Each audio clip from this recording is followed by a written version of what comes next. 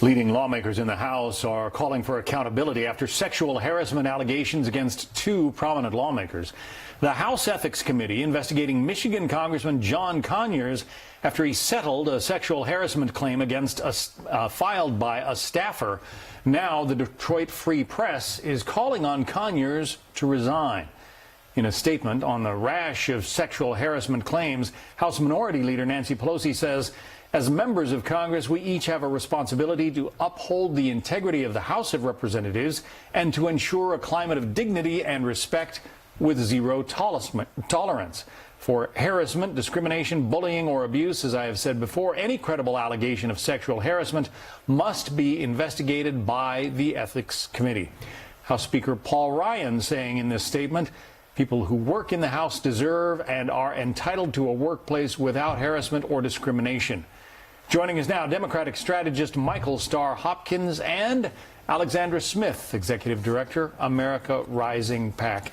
Alexandra, to you first. I think the astounding thing about, that's come out of all of these revelations is that members of Congress can essentially pay off their accusers without anybody knowing about it. Right, and I think it just goes to show what a despicable double standard these members of Congress are engaging in. You know, my organization, America Rising, is one that does opposition research. So if a candidate were out on the campaign trail, we would absolutely be looking into his or her background for allegations like this, for settlements like this. But because they're members of Congress, all of a sudden they get to hide behind the shroud of secrecy and bureaucracy from the Office of Compliance. I don't think so. Yeah. What we need here is radical transparency. We need to know who these congressmen are and how much has been paid out. $17 million paid out over the last 20 years, Michael, to settle workplace complaints on Capitol Hill. Now, that's not necessarily all sexual harassment, but because there is no breakdown of who gets what and how much, we don't know. But still, it's a lot of money.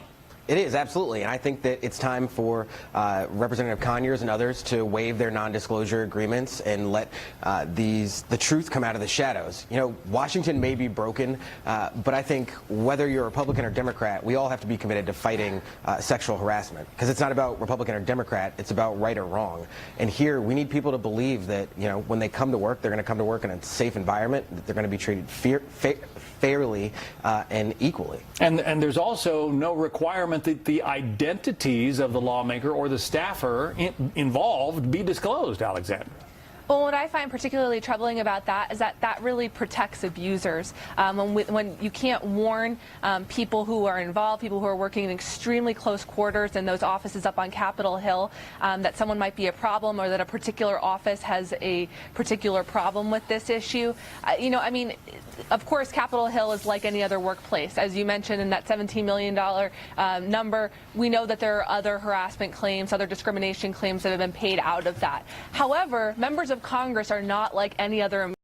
These are people that are elected by the American people. They're elected by their constituents to be guardians of the public trust. And when we can't trust them to act in accordance with dignity and respect in the workplace, there's something seriously wrong. We need to know who these people are. And I agree. It doesn't matter if they're a Republican or a Democrat. They need to go.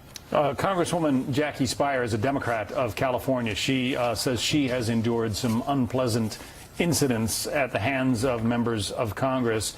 She wants to make members of Congress personally liable, Michael, if they are essentially convicted of sexual harassment. And she's winning some Republican support. Is that one of the answers to this problem? You know, I think that that's a serious consideration that we should be talking about. Look, taxpayers have enough of a burden on them right now. I don't think adding to the burden that taxpayers have by now forcing them to pay for the bad decisions of congressmen and congresswomen is the answer to this. What we need is people to be held accountable. And, you know, like the guest said, this is so not a political issue. And we really have to make sure we're not weaponizing these accusations, but we're looking at them honestly and saying, we're going to hold you accountable no matter what side of the aisle you're on or what party you belong to.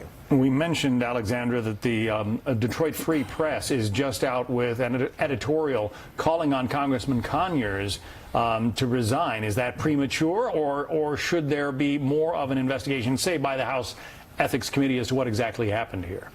I mean, I think ethics investigations are a start, but in Congressman Conyers' case, there has been documented documented evidence of a pattern that's been ongoing in his office for several decades, and I think that that's what makes his case so particularly disturbing. So I don't think that calls for resignation are at all out of order in this case, because we've seen that there are documented incidents that are on record. Michael, should he resign? You know, I think that should happen, and then we come to our conclusion. But I think across the board, whether it be Conyers, whether it be even the President of the United States or potential Senator Mr. Moore, I think all of these need to come out, and we need to actually be able to see what happened, need to be able to read affidavits and have a really frank conversation, because, you know, one day I'm going to have a daughter, hopefully, and I don't want her to ever worry about how she's going to be treated in the workplace. That's wrong. This is 2017, and we're better than that. Some Byzantine rules covering this issue on Capitol Hill, that's for sure. Michael Starr, Hopkins, Alexandra Smith, thank you. Thank you. Thank you.